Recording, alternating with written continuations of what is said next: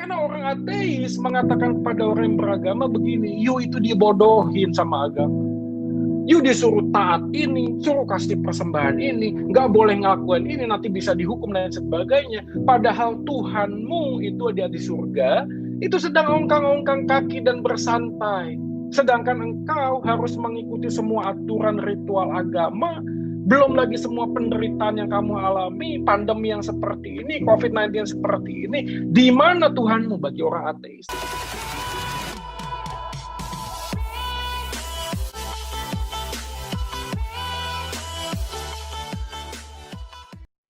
Kalau kalian tanya sama teman-teman Hindu, ya memang itulah. Makanya yang misteri ini dijawab dengan apa? Dengan iman. Makanya semua orang punya iman, termasuk orang ateis. Maka ada satu buku tuh yang bagus. I don't have enough faith to be an atheism. Jadi memang semua agama menyisakan misteri. Yang kemudian misteri itu dijawab dengan iman. Jadi kalau begitu, kita harus fair dong. Jangan ngomong begini, oh kalau gitu Kristen itu ada misterinya. Allah Tritunggal itu nggak bisa difikirkan dengan semua pikiran logika manusia. Berarti aku tidak mau percaya kepada Tuhan. Ya nggak bisa lah, kamu mau pergi kemanapun, mau percaya pada agama apapun, pasti akan menyisakan misteri. Masalahnya hanya sederhana. Jurang misteri itu sebesar apa, Om? Sebesar apa, bro? Kan gitu ditanya. Leap of faith-nya, lompatan iman itu seperti apa gitu. Maka saya waktu belajar perbandingan agama, saya memahami bahwa kekristenan lompatan imannya sangat kecil sekali. Bukan berarti terus kita pakai logika semua ya, bukan. Tapi semua dasar-dasar iman Kristen itu berdasarkan dengan bagaimana kita bisa memahami Allah yang menyatakan dirinya kepada kita. Kekhawatiran beberapa orang waktu belajar Allah Tritunggal adalah mereka itu kemudian menjadi agnostik, tahu ya. Mereka percaya Allah ada. Gimana Allah Tritunggal? Tritunggal. Gimana kamu jelaskan Tritunggal? Aduh, gua nggak tahu. Yang penting ada lah, gitulah ya. Yang penting katanya pendetaku Allah itu 3, tapi satu tapi 3. Gimana itu Pak? Saya nggak tahu pokoknya. Ya berdoa saja, minta iman kepada Tuhan. Ya ada beberapa orang justru yang menengking roh-roh seperti ini. Dalam nama Yesus keluar semua roh-roh yang bertanya tentang Allah Tritunggal. Wah ini repot ini. Ya. Kalau sudah begini ya main tengking-tengkingan susah jadinya. Tapi orang menjadi agnostik. Kenapa? Karena tidak berani mendekati konsep ini. Oleh karena itu saya harus mengawal ini dengan keterbatasan manusia. Dan siapapun Anda yang di YouTube mendengarkan, saya yakin sekali dan kita percaya bahwa ciptaan tak mungkin bisa memahami sang pencipta seutuhnya. Kalau you mengatakan you bisa memahami tentang Tuhan seutuhnya, maka you adalah Tuhan itu sendiri. Ya. Tapi waktu kita ngomong keterbatasan manusia, tolong dijelaskan dalam konteks apa, dalam relevansi apa, dalam hubungan apa. Ya. C.S. Lewis, saya akan gambarkan pemahaman yang sangat menarik sekali ketika mendekati tentang doktrin Allah Tritunggal. Dia mengatakan demikian paling tidak, menjelaskan dari buku Mere Christianity. Kalau kita bicara tentang objek di dalam dunia ini, maka kita bicara tentang hal yang sifatnya bebatuan, nama bidangnya geologi. Batu hanya bisa dipelajari oleh manusia. Batu tidak mengatakan apapun, tidak menyatakan apapun tentang siapa batu itu. Ya tentu saja ada orang yang ngomong, oh ada nih batu menyatakan tentang ini, bentuknya ini. Tapi total pada Anda inisiatifnya. Batu tidak mungkin datang kepada laboratorium lalu mengatakan, ayo tolong dong observasi saya ini batu atau bukan. Gak mungkin. Kalau kita naik ke dalam level yang berikutnya, ada objek binatang. Bidangnya apa? Zoologi. Nah, ini muncul tanda inisiatif dari binatang. Kita bisa melihat nih, ada beberapa binatang yang punya daya ingat yang besar, daya ingat yang baik. Ada beberapa binatang yang memang punya intuisi yang sangat luar biasa, misalnya. Ya, ada satu dorongan untuk berburu misalnya. Ada beberapa binatang yang tahu menempatkan diri, ya, misalnya bunglon dan lain sebagainya. Ada tanda inisiatif dari binatang. Pada waktu kita masuk dalam objeknya manusia, bidangnya adalah persahabatan, relationship. Maka inisiatifnya terbagi. Bagi beberapa orang yang tidak mau menyatakan siapa dirinya, kita tidak akan pernah bisa menilai siapa dia. mungkin bisa menilai hanya dengan sebatas asumsi. Tapi kita tidak bisa mengambil sebuah kesimpulan apapun. Ya. Tapi waktu kita bicara tentang Allah, bidangnya teologi, maka kita harus sadar bahwa Tuhan itu bukan hanya sekedar subjek yang kita pelajari, tapi dia juga dia bukan hanya objek yang kita pelajari, tapi dia adalah subjek. Artinya apa yang dinyatakan oleh Allah, di sanalah kita bisa memahami. Jadi apa yang tidak dinyatakan, please tolong jangan membuat teori-teori lain dari apa yang sudah dinyatakan oleh Allah melalui firman Tuhan.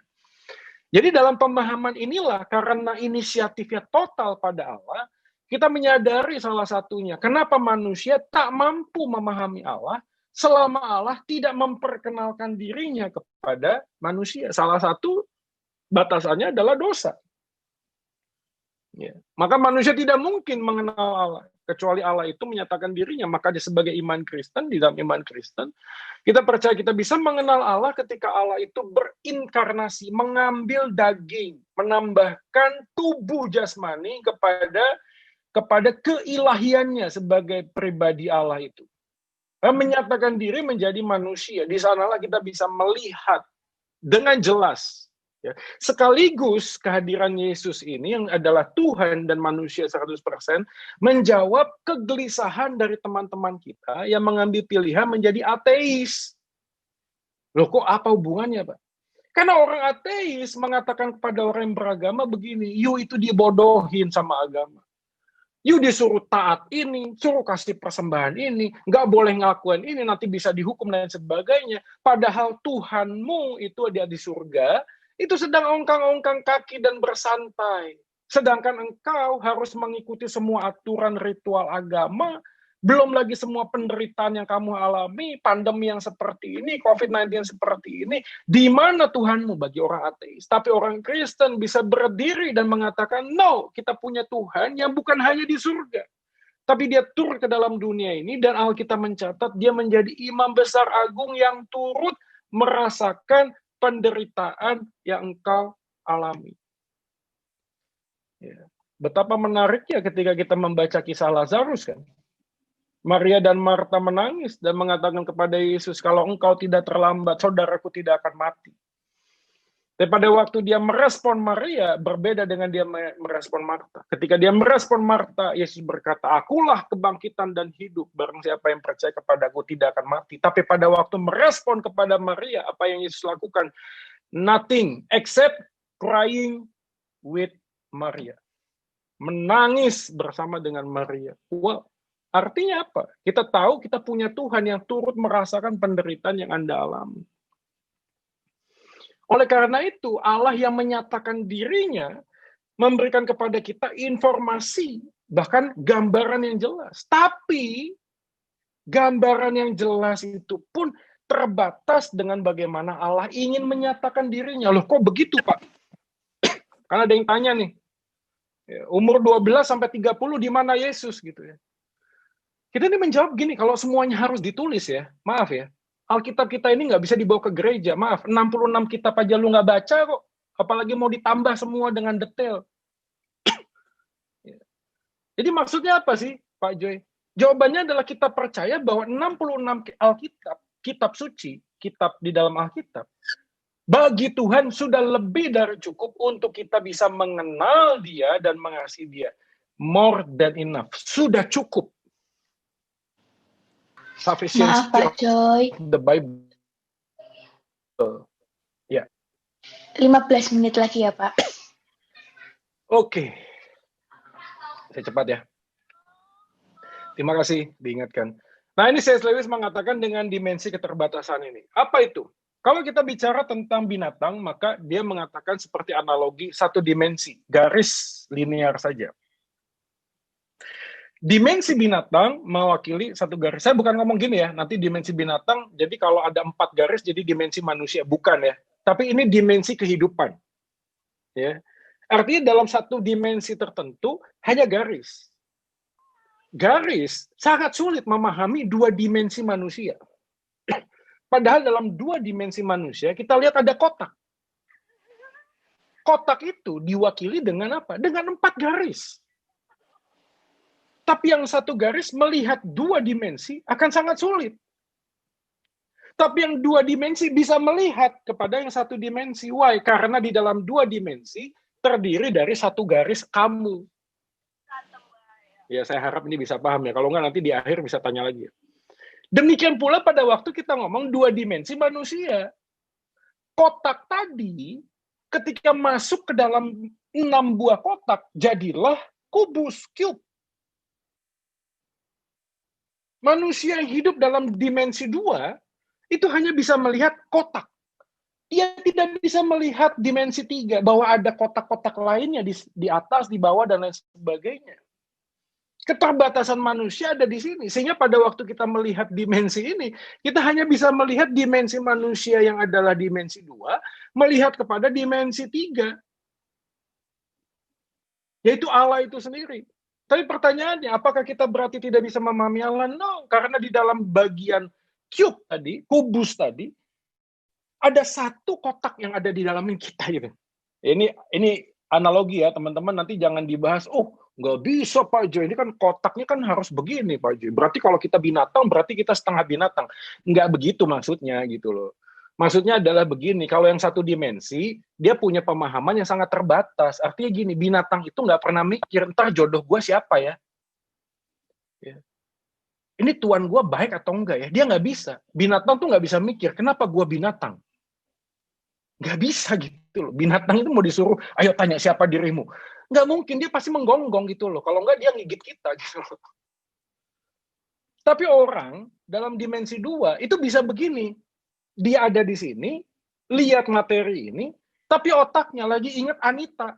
Wah, bisa gitu. Bisa ingat Rahel. Oh, bukan Rahel yang di sini ya. Rahel yang di sana. Ya, bisa ingat begitu ya. Tiba-tiba kok waktu saya lihat kotak, aku ingat kepada pasanganku yang dulu misalnya ya. Kok aku kangen. Bisa begitu, melintas batas. Karena dia masuk dalam dua dimensi 2 gitu loh. Hal yang ada di sini dengan hal yang ada di depan, future.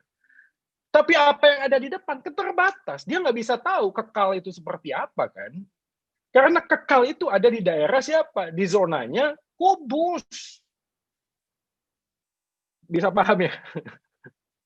Kita bisa paham, ngerti. Oke, kita tahu future. Oke, saya harus menikah, nanti punya anak, nanti ini. Tahu 5-10 tahun lagi saya mau jadi apa? Oke, bisa. Kita bisa berimajinasi. Hari ini kita bisa mikir waktu kita usia 15 tahun, bisa. Tapi memang dimensinya hanya itu. Kita nggak bisa bicara tentang kekal itu seperti apa, karena itu dimensinya Tuhan. Nah, kurang lebih itulah menjadi gambaran keterbatasan kita sebagai manusia. Allah Tritunggal merupakan sebuah misteri, bukan hanya dalam pengertian Alkitab, bahwa hal ini merupakan sebuah kebenaran yang dahulu tersembunyi, dan sekarang telah diwahyukan, tetapi dalam arti bahwa manusia tidak dapat memahami sepenuhnya. Oke, saya cepat saja, saya lewati ini. Oke, ini dia Allah Tritunggal dalam Alkitab, dalam 10 menit terakhir, cepat saja.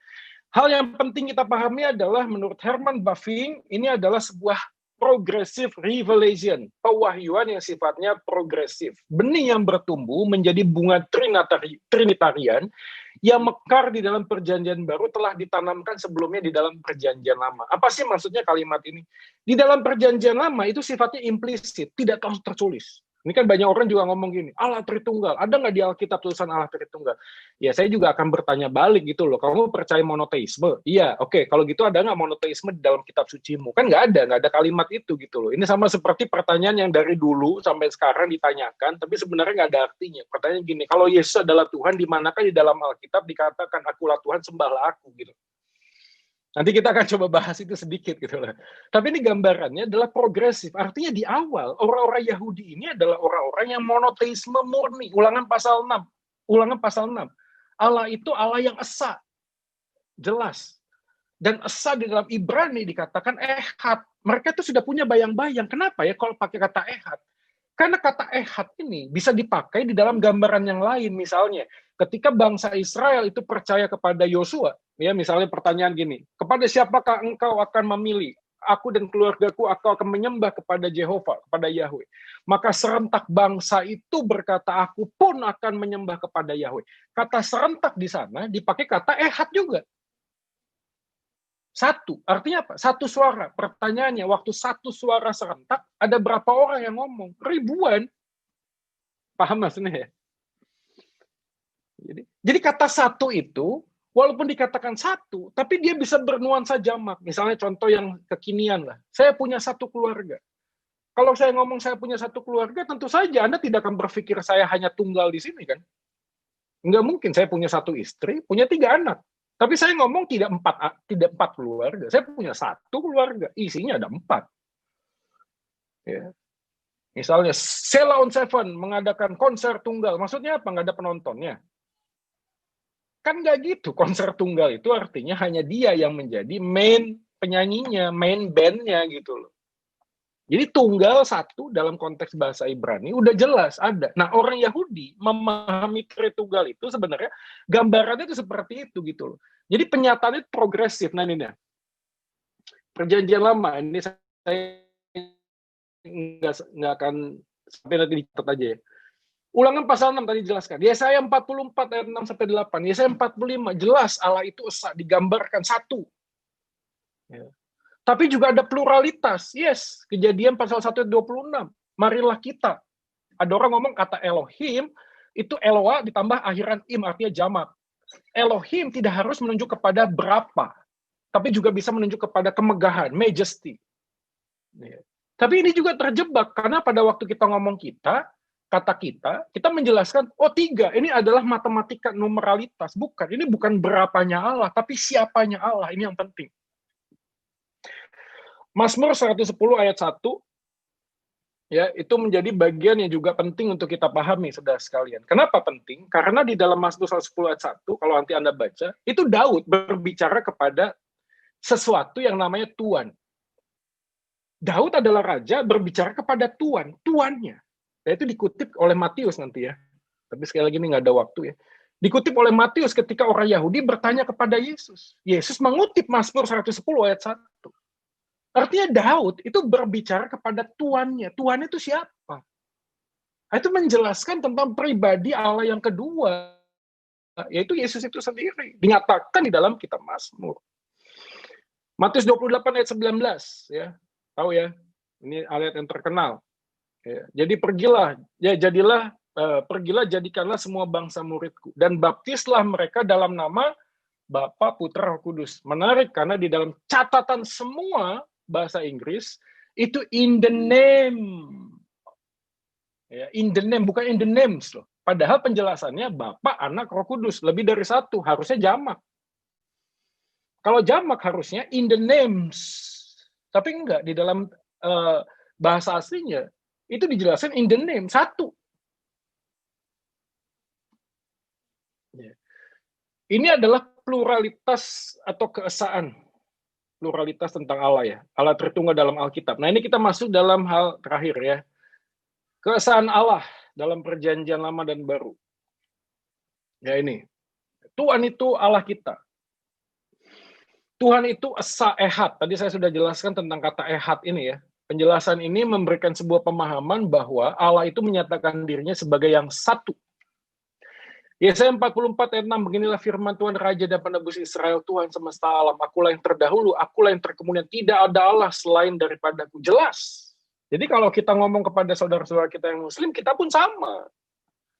Kita percaya Allah adalah Allah yang satu, tapi Allah yang satu itu mempunyai 3 pribadi. Ya, jadi kalau kita mau melihat ini, kalau ditanya sederhananya gimana sih Pak Allah Tritunggal, jawabannya kita punya Allah satu hakikat, 3 pribadi. Waduh, kok bingung ya? Gimana caranya menjelaskan hakikat? Hakikat itu adalah unsur yang ada dan sama. Unsur yang ada dan sama di antara ketiga pribadi. Contoh misalnya ya, kalau teman-teman di rumah ada meja, ada kursi, ada rak gitu ya. Semuanya tuh terdiri dari kayu. Dari meja, kursi, dan rak. Hakikat ketiganya itu sama. Semua yang dimiliki oleh rak, oleh kursi, oleh meja. Apa yang dimiliki oleh rak, meja, dan kursi? Yang dimiliki adalah unsur kayu. Tapi apa yang tidak dimiliki adalah pribadi. Apa yang tidak dimiliki? Ya meja nggak punya kaki misalnya. Atau misalnya kursinya kakinya 4, ini kursinya kakinya 2, yang tidak dimiliki, beda-beda gitu. Jadi kalau kita melihat di dalam Allah Tritunggal, satu hakikat, 3 pribadi, dan ini tidak menyalahi hukum non kontradiksi. Apakah ini bertentangan satu dengan yang lain? Tidak. Kejadian 2 ayat 24, sebab itu seorang laki-laki akan meninggalkan ayahnya dan ibunya, bersatu dengan istrinya sehingga keduanya menjadi satu. Pertanyaannya, waktu ngomong satu daging, ada berapa daging di sana? 2. Tapi dipakai kata satu. Jadi unsur satu itu jangan sampai kita berpikir satu dan satu-satunya.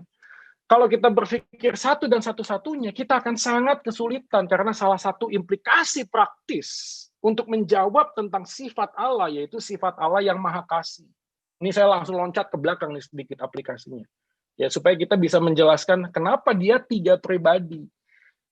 Karena salah satu unsur atribut ilahi adalah Allah maha kasih. Dan pertanyaan yang sering ditanyakan oleh orang-orang yang tidak percaya kepada Tuhan, tidak percaya Tuhan, ateis, dan lain sebagainya adalah, sejak kapan Allah itu adalah Allah yang maha kasih?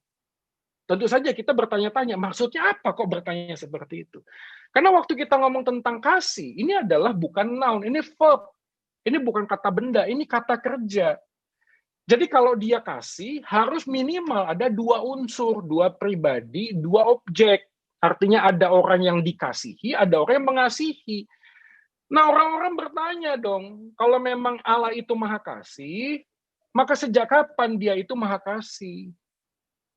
Waktu dia hanya ada sendiri, belum menciptakan segala sesuatu, dia mengasihi siapa? Wah, ada teman saya ngomong dengan gampang, nyerocos mungkin. Dia mengasihi dirinya sendiri, itu bukan kasih. Ya, itu namanya bucin. Ya, orang bucin kan gitu ya, mencintai orang lain untuk dirinya sendiri kan gitu. Yang dia cintai bukan orang lain, tapi dirinya. Yang penting hasrat cintaku itu terpenuhi ya, kurang lebih begitulah ya. Itu bukan cinta namanya gitu loh. Cinta itu membutuhkan objek. Lalu orang jawab lagi, oh ya berarti dia mencintai ciptaannya. Kalau gitu itu bukan Allah.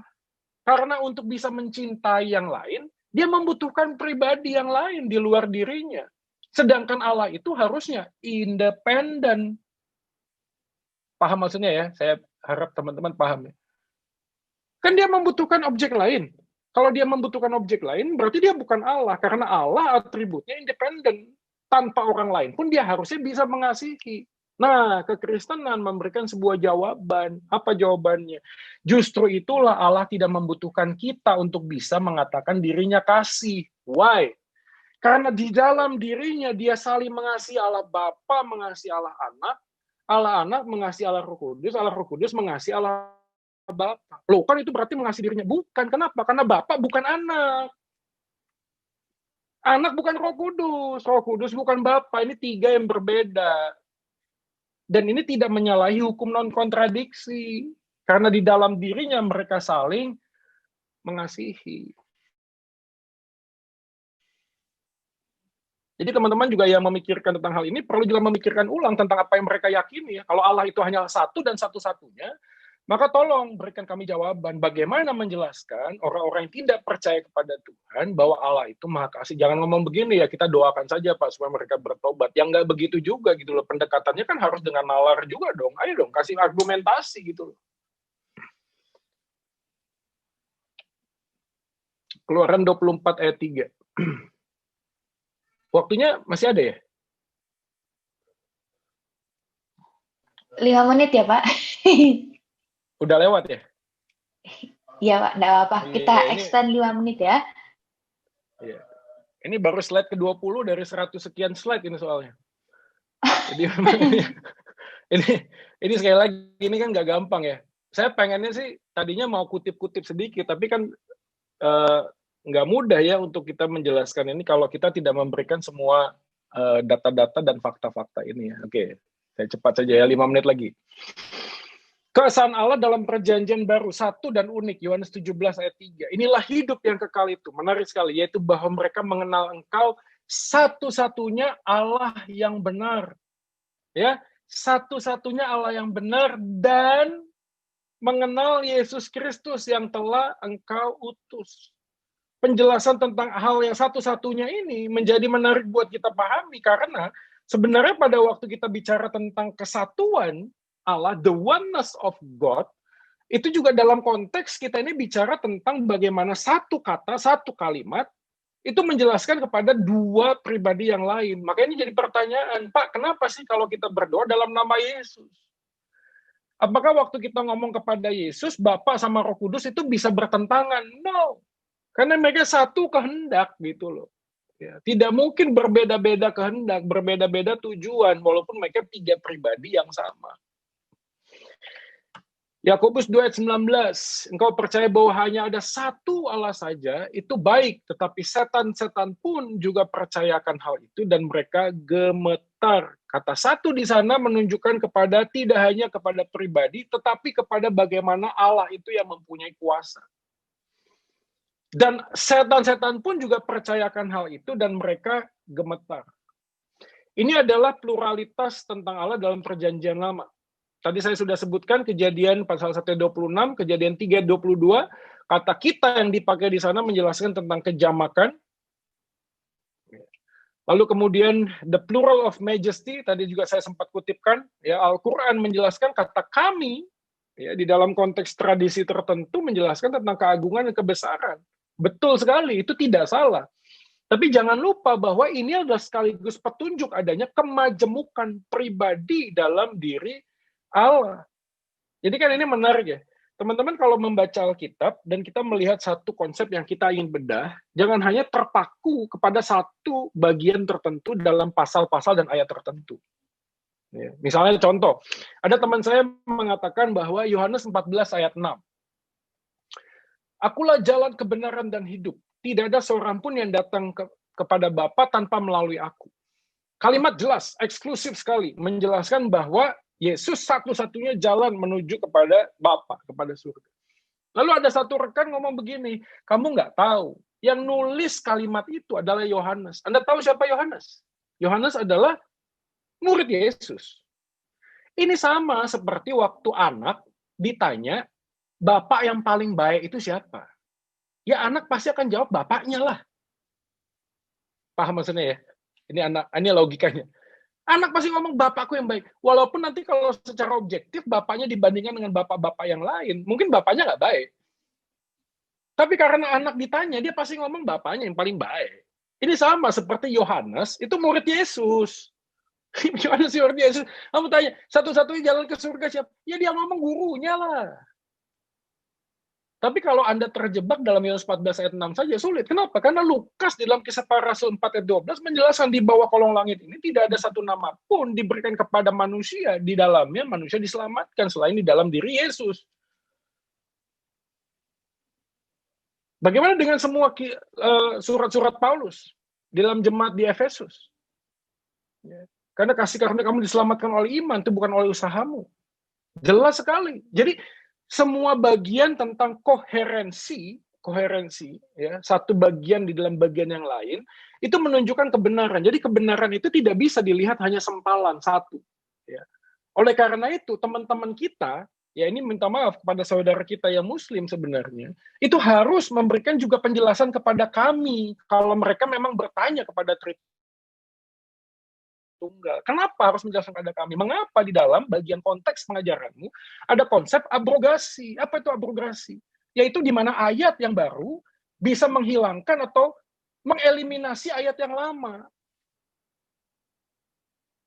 Saya bisa berikan beberapa contoh, tapi tidak di dalam konteks ini. Tapi kita perlu juga bertanya, artinya gini, saya bukan ngomong mau menyudutkan atau mengatakan ini ngomong agamanya salah dan sebagainya, tidak gitu. Tapi kalau kita ditanya, kan ini selalu konteksnya kan kepada mereka yang tidak percaya kepada Allah Tritunggal. Oh, 3-1-1-3, Allahnya ada 3, lalu manusia itu mempersekutukan manusia, orang Kristen itu menjadikan manusia itu sebagai Tuhan. No. Alkitab jelas sekali mengatakan bahwa kita tidak menjadikan manusia sebagai Tuhan, tapi Tuhan menjadi manusia. Dan itu secara logika bisa kita terima. Kenapa? Karena yang tidak terbatas bisa membatasi dirinya. Tapi yang terbatas tak mungkin menjadi yang tidak terbatas. Ini kan logika sederhana. Raja itu bisa jadi rakyat jelata. Kalau dia mau, betul nggak? Karena dia punya akses, dia bisa menanggalkan, mau nggak? Bisa. Tapi maaf, rakyat jelata mau jadi raja, nggak bisa dong. Ya ini kan hal yang sederhana juga kita paham. Yesus itu bukan kita jadikan Tuhan. Kan ada yang ngomong tuh di konsili ini, baru ada kesepakatan, Yesus adalah Tuhan. Bukan. Dari sejak awal mula, bahkan kalau kita ngomong tentang kenapa Yesus disalibkan, jawabannya adalah mereka sangat clear dan jelas bahwa Yesus menyatakan dirinya sebagai Tuhan. Dan orang Yahudi merasa itu adalah sebuah penghinaan. Kata Allah terkadang diterjemahkan dalam bentuk tunggal. Nah, ini tadi sudah saya jelaskan juga. Lalu aku mendengar suara Tuhan berkata, siapakah yang kuutus dan siapakah yang mau pergi untuk aku? Ya, ini menarik ya. Dalam terjemahan Inggris, whom shall I and who will go for us? Indonesia LAI menerjemahkannya dengan kata jamak, kata singular, aku. Tapi kalau dalam berbagai macam terjemahan bahasa Inggris, itu menjelaskan will go for us. Pluralitas Allah dalam perjanjian baru. Ini tadi ya, Trinitarianisme. Tiga pribadi dalam satu Allah. Orang Kristen pertama-tama mempercayai Allah Tritunggal bukan atas hasil pembacaan atas perjanjian baru, melainkan sebagai refleksi ya atas karya Allah dalam sejarah inkarnasi Sang Anak dan pencurahan Roh Kudus. Jadi orang-orang Yahudi itu bukan tiba-tiba datang Allah adalah Allah Tritunggal, aku adalah Bapa, bukan. Tapi mereka membuat sebuah refleksi. Bagaimana mungkin ketika Yesus dibaptis, lalu langit terbuka, ada suara, inilah anakku yang kukasihi. Lalu bagaimana ada Roh Kudus yang terbang saat itu? Kok ada satu bagian-bagian ini? Ya. Jadi kalau kita pahami ini, secara logika kita bisa paham begini. Teman-teman tahu nggak lagu ini? Dari terbit matahari sampai pada masuk. Ya tahu ya. Pertanyaannya, apakah matahari terbit? Enggak kan? Kan itu kan rotasi bumi kan, betul nggak sih? Kan bumi mengelilingi matahari kan? Masa matahari terbit? Enggak. Tapi waktu kita ada di dalam dunia ini, kita lihat, oh iya ya, waktu kita di Bali itu ya, sunset, wah, pergi ke Bromo kan nunggu. Oke, siap-siap ya, kamera on, semua on, oke. Instastory semua on, oke. YouTube channel semua on, wah, terbit matahari. Muncullah dari terbit matahari. Tapi sebenarnya matahari tidak terbit. Dari mana kita tahu? Dari anak kecil, nggak mungkin kita ngomong begini, nak, maaf ya, itu salah lagunya. Matahari tidak terbit, nak. Tapi matahari itu berevolusi, ada rotasi. Jadi ini bumi, ini matahari. Bingung anak-anak. Nah, itu gambaran sederhana ketika kita melihat orang-orang Kristen pertama, itu ibarat anak-anak. Lihat, kok begini ya? Kok begitu ya? Oh iya, oh berarti Yesus ini Tuhan. Oh, akhirnya mereka paham. Oke, saya berhenti di sini ya sebelum saya kena kartu kuning sama Grace.